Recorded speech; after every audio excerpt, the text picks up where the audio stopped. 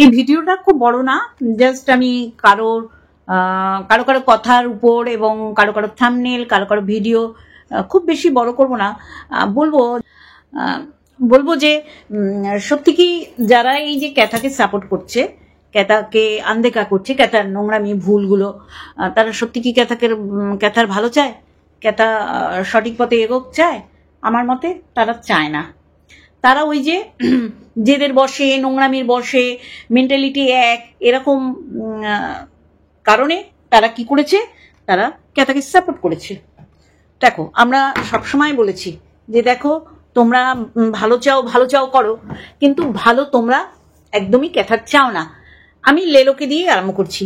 লেলো একটা থাম্বনেলে লিখেছে, ভালোবাসার কাঙাল দুটোই ব্ল্যাকমেলার জুটলো। হা, এত ভালোবাসা তার শরীরের খাজে খাজে চিপায় চাপায় যে প্রসব করার যন্ত্রণা ভুলে গিয়ে বাচ্চাটাকে ফেলে গিয়ে বাচ্চাটাকে ভালোবাসার কথা যখন তার দরকার, সে ভালোবাসার খোঁজে, ভালোবাসার খনিতে সে কি করেছে, চলেছে। আমার অবাক লাগে, এরা শিক্ষিত বলে, এরা শিক্ষিত, এরা টিচার না। উনি বলেন, আরে লেলো মাসির কথা বলছি, ফিশ কষা মাসি, এ কি করে এইরকম নোংরাকে সাপোর্ট করে এবং প্রতিনিয়ত তাকে বলে, তুই সঠিক পথে আছিস মা, তোর এত ভালো হবে আগামী দিন, সে আমরা দেখতেই পাচ্ছি। আপনারা যদি ওর পিছনে থাকেন, ওর তো ভালো হবেই। কিছুক্ষণ পর দেখবেন আপনাদের সামনে নেই, কেন গাড্ডায় পড়ে গেছে, তখন আপনারা হওয়ার চাগিয়ে কাপড়। কালকে ম্যাডামের লাইভে বললেন না, আমরা কেন ভয় পাবো, ভয় তো মানে ওরা বলে টিনু মা, ও তো ভয় পাবে, আমরা তো আমরা কন্ট্রোভার্সি ক্রিয়েটার, এইটাই হচ্ছে আসল বক্তব্য। হ্যাঁ, আমি লেলো মাসিকে নিয়ে বলছি, একটু ইন্ট্রো দিই।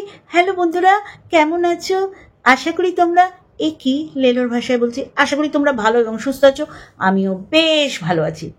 আজকে লেলোর থাম্বনেলের উপর আমার ভিডিও কি করেছে, ভালোবাসার কাঙাল মেয়েটা, যদি তুই আবার ফোকলাকে ফোন করিস তাহলে বড় সর্বনাশ হবে। এই লেলো, তুই কি জানতিস ওরা মন্দির প্রাঙ্গণে বসে বিবাহে আবদ্ধ হয়েছে? জানতিস না তো? তাহলে তোরে টুকি বুড়ি থুকি বুড়ি, আমরা বুড়ি চোর গোল্লা চোর খেলতাম, তোদের পট্টি পরিয়েই রেখেছিল। দালাল কয় সেও নাকি জানে না, তার মানে বোঝ, আমরা যাকে ভেবেছিলাম হায়ার করে দালাল রেখেছে, তাকেও এই বিয়ের কথাটা চেপে গেছে। তাহলে তোদের কি বলেছে আর কি বলেনি, আর কি তোদের বলে না, ইগনোর করে, তো তাও বুঝিস না, তাই না? এইরকম একটা ফটো সামনে এলো বলেই জানতে পেরেছিস দুজনে অবৈধভাবে বিয়ে করেছে। যদি আজকের দিনেও ফোকলা না বলতো, আজকে আমাদের কাছে ব্যাপারটা অধারা ছিল। যদিও আরও সেটাকে খোলাসা করেছে, তাও তো তোরা তো সবসময় বলেছিস, আমি এরমভাবেই বলবো আজকে, তাও তোরা সবসময় বলেছিস ওই মেয়েটাকে কিভাবে দেখো এরা বদনাম দিচ্ছে। আর আরস তো এখন সবার কাছে আরস ভাই, সবসময় তো ছিল ঢ্যাঁড়স বেজন্মা। দেখো আজকে ওর কথাটাই কিরকম ধ্রুব সত্য ধ্রুব বাক্যের মতন হচ্ছে না? লেলো, ও লেলো, তুই বলবি, তারপরও বুঝবে ওর সর্বনাশ কিসে না।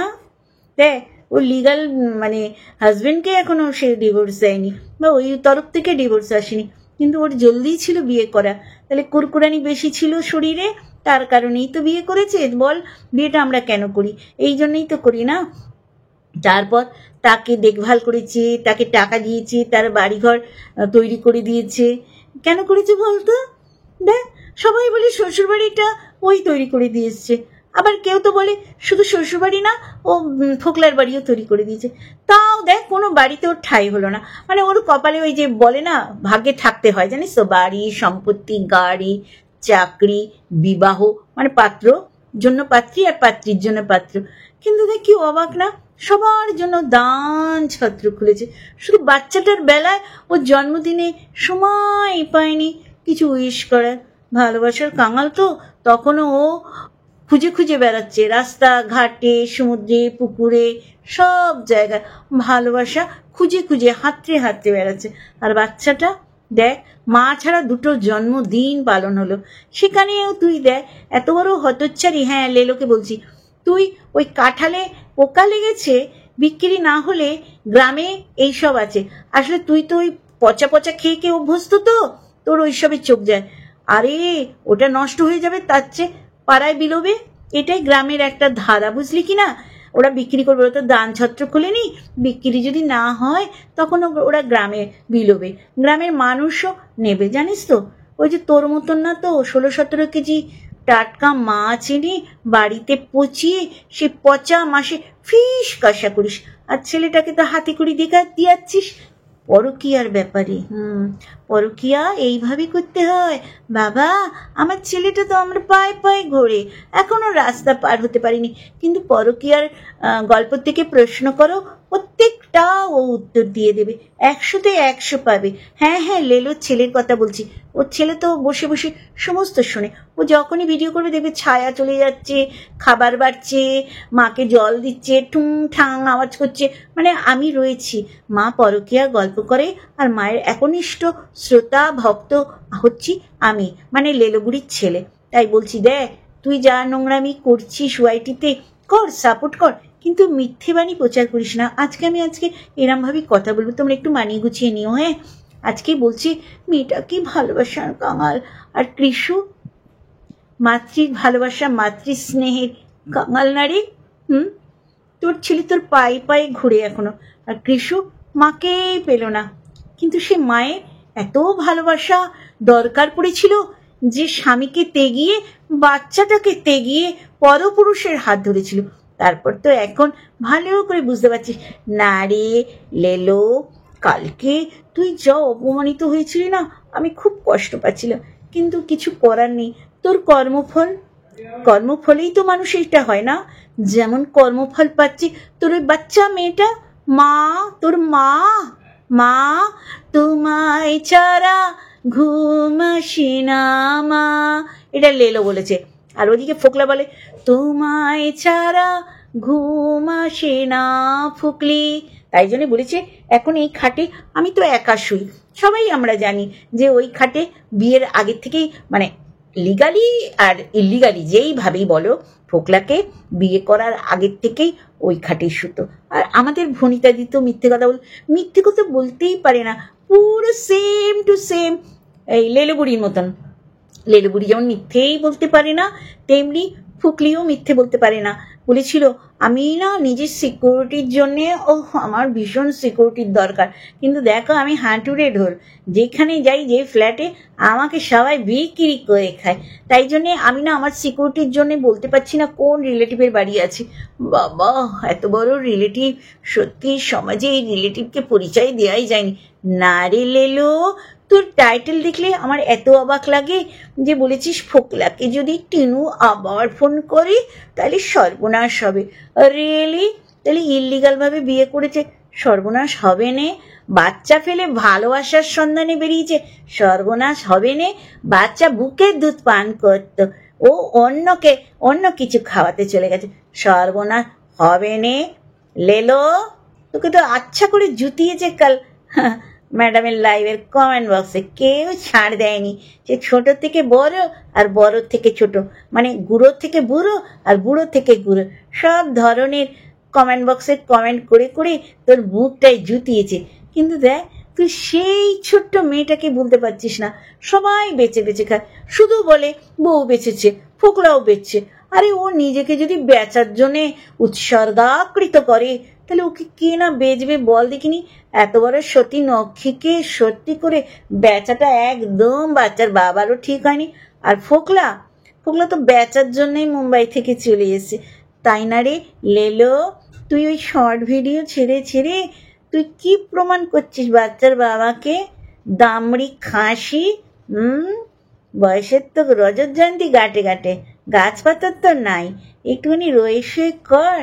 এইরকম বললে তোকে তো জুতাবে মানুষ, একেবারে লাইন দিয়ে হুড়োহুড়ি পড়ে যাবে। কালকে যেমন হুড়োহুড়ি পড়ে গেছিল তোকে মুখের ভাষা দিয়ে ঝেঁটাতে, তো তুই কেন এই কীর্তিকর্মগুলো করে কেন ঝাড়ের বাস নিজের ড্যাশে নিস? হ্যাঁ তোর কথা শুনে না অন্য কারো কথা শুনে ক্যাথার কথা বলছি। ক্যাথা যেটা মনে করে সেটা করে। এই যে এত তোরা বেনা বনে মুক্ত ছড়িয়ে যাচ্ছিস, কারো কথা ও শুনেছে? কদিনই। ও তো কামরসে আস্বাদিত করার জন্য এত সুন্দর সুন্দর রিলস ছাড়ছে, আর তুই তুই চমকপ্রদ থাম্বনেল টাইটেল দিয়ে ওর কাছাকাছি যাওয়ার চেষ্টা করি। ফোন করে বলেছিলি না ওকে স্ট্রাইক দাও? ফোন করে বলেছিলি না যে ইউ রক রণদীপ্ত বাবু? তারপর বুঝতে পেরেছিস বাবা ও তো ফোকলা, তাই না? তুই একটা দোগলা, তাই তুই ফোকলা, এখন ফোকলা হয়ে গেছে লোক। আমি শুধু ভাবি তুই তালের শ্বাস কমেছিস শশা, কবে বুড়ো হবি কদিনই? তোর বাচ্চা তো এখনো তোর পায়ে পায়ে ঘোরে, তাই না হতচ্ছাড়ি? হ্যাঁ, ন্যাকামি ন্যাকামি খেলা খেলো, পিঠে মশা কেন বসতেছি সেই সময়? তাহলে তোর ওই টাইটেল দেখে না আমি আর ঠিক থাকতে পারলুমনি কদিনই। অসভ্যতামি না ছুটিয়ে দেবো, বুঝছো? আমি না টিনুর হয়ে বলতে এসছি। তোকে কে কইতে বলেছে টিনুর হয়ে?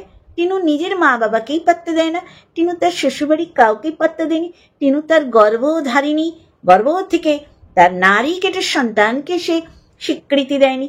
তুই কোথাকার কে? আমরা ভাতে দে। চল আজকে এইটুখানি দিলাম, আগামীকাল সেকেন্ড পার্ট আসবে রাত্রে। রোজ আমি লেলো মাসি আর ফিস কষা দিদিকে এরমভাবে দিতে আসবো।